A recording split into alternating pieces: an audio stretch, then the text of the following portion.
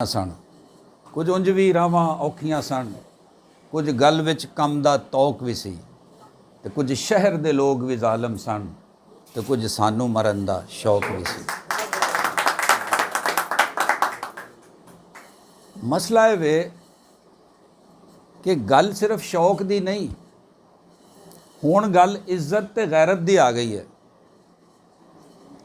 ਹੁਣ ਗੱਲ ਦੀਨ ਤੇ ਈਮਾਨ ਦੀ ਆ ਗਈ ਹੈ, اور جتھے دین اور ایمان دی گل آ جائے پھر ہر ایماندار نو اتھے کھلونا پائے گا، اور او دے لئی ضروری ہے کہ اپنے اندر دا ڈر کٹ دئیے۔ میں اکثر آنا کہ ڈرتے رہو گے تو تمہارے فیصلے کوئی اور کرے گا، لیکن غور کریں کہ ہم اپنے فیصلے خود کریں۔ وقت آ گیا ہے، اور میں خاص طور پہ یہ بھی آپ کو بتانا چاہتا ہوں کہ اصل میں یہ جو محرومیاں ہیں یہ تقریباً پچھلے 22 سال کی نہیں ہیں جب سے جداگانہ ختم ہوا ہے، یہ محرومیاں 76 سالوں سے ہیں۔ میں 23 مارچ کا پروگرام ہوا تھا صدر میں، تو وہاں میں نے اسپیچ کی تھی۔ وہاں میں نے ایک بات کی تھی کہ 1940 کو قرارداد پاکستان پیش کی گئی، 40 کے بعد صرف 7 سالوں کے اندر پاکستان معرض وجود میں آیا۔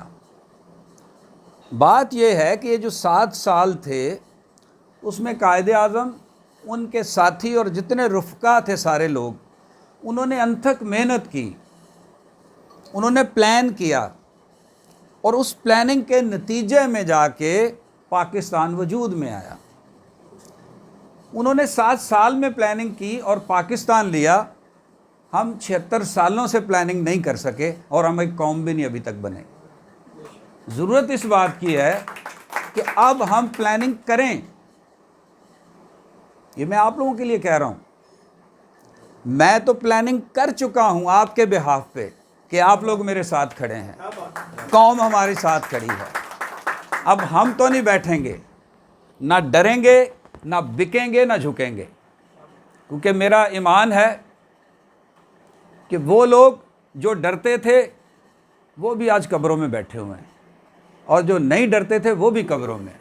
تو اس لیے ڈر کس بات کا، جانا تو وہیں ہے۔ تو اس چیز کو ہم ختم کریں۔ میں بات کر رہا تھا کہ 7 سال کی سٹرگل نے پاکستان بنایا، اور 76 سال ہمیں ابھی بھی لگے۔ اور اس کی وجہ کیا تھی؟ میں ان کو کہوں گا، بزرگ ایس پی سنگھا صاحب، میں بڑا احترام کرتا ہوں ان کا، جتنے بھی ہمارے بزرگ ہیں سیاست میں رہے ہیں، سالک صاحب بھی، جتنے بھی سارے ہیں، لیکن ان کے پاس کوئی پلان نہیں تھا، قوم کے لیے کوئی پلان نہیں تھا ان کے پاس۔ یہ لیڈر تو تھے، لیکن سیاسی لیڈر تھے، قومی لیڈر کوئی نہیں آیا۔ اب ضرورت یہ ہے کہ ہم قوم کو ساتھ لے کے چلیں تاکہ قوم کی بات ہو۔ یہ سانحات جو یہاں پر ہو رہے ہیں ہر روز، اس کی وجہ اس ملک کا سسٹم بھی ہے۔ خیر، اس پہ میں بعد میں بات کروں گا، ابھی پھر لمبی ہو جائے گی، بولنا شروع کر دیں گے۔ تو فی الحال میں سمجھتا ہوں سب سے پہلے تو میں آپ لوگوں کا شکریہ ادا کرتا ہوں، آپ لوگ آئے، اور آج کے اس اجلاس کو، اس میٹنگ کو، میں اس کو تعزیتی اجلاس قرار دیتا ہوں۔ کیا آپ متفق ہیں میرے ساتھ؟ شکریہ۔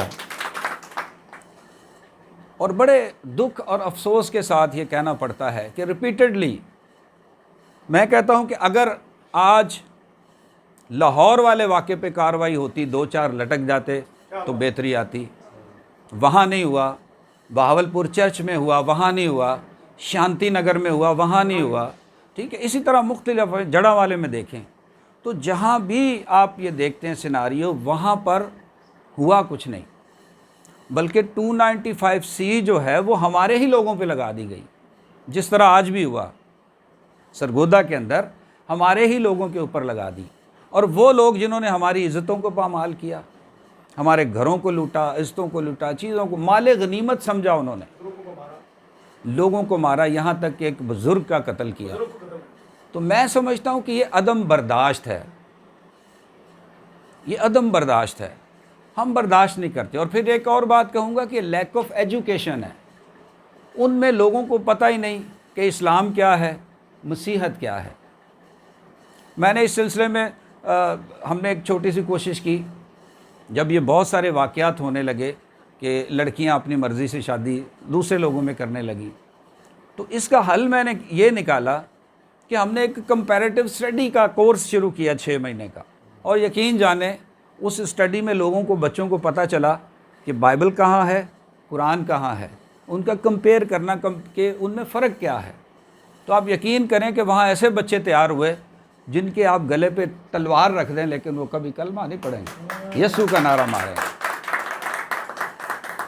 تو میں سمجھتا ہوں کہ بہت دکھ ہے ہمیں اس سلسلے میں, لیکن اس وقت جو سب سے بڑی ہمارے سامنے رکاوٹ ہے, پرابلم ہے, جو ارباب اختیار ہیں, جن کے پاس اختیار ہے, ان کی عدم دلچسپی ہے. وہ اس میں دلچسپی لیتے ہی نہیں ہیں. پنجاب میں میرا خیال کوئی 8 MP ہیں, MNAs بھی ہیں, ان میں دوسرے لوگ بھی ہیں, لیکن کوئی ابھی تک وہاں گیا نہیں. ہاں اب پولیس آ گئی ہے, کوئی جائے گا, ٹھیک ہے, رعایت کی بات بھی ہوگی. تو ہمیشہ ہمارے ساتھ یہ ظلم زیادتی ہوتی رہے. اور اگر ہم پاسٹر صاحب بیٹھے ہیں اکارڈنگ ٹو کلام بات بھی کریں تو یہ دکھ تکلیف پریشانیوں کے لیے ہمیں تیار بھی رہنا چاہیے.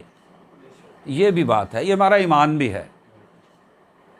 تو یہ ساری چیزیں ہیں, لیکن چونکہ ہم پاکستانی ہیں, یہاں پر رہتے ہیں, تو ہمارا اتنا ہی حق ہے جتنا دوسرے لوگوں کا حق ہے.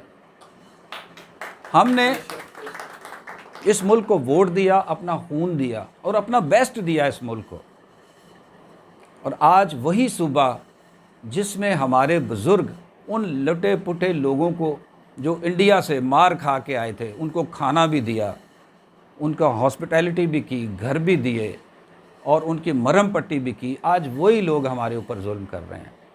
تو یہ میں سمجھتا ہوں سسٹم کی بھی خرابی ہے. خیر یہ بات کہیں اور نکل جائے گی. میں بات صرف یہ کرنا چاہتا ہوں کہ ہم کوشش کریں گے کہ اس پہ کوئی احتجاج کا پروگرام رکھیں, لیکن اس کے لیے ہم ویٹ کریں گے کہ گورنمنٹ کی طرف سے رسپانس کیا ہے اور باقی جو پارٹیاں ان کی طرف سے رسپانس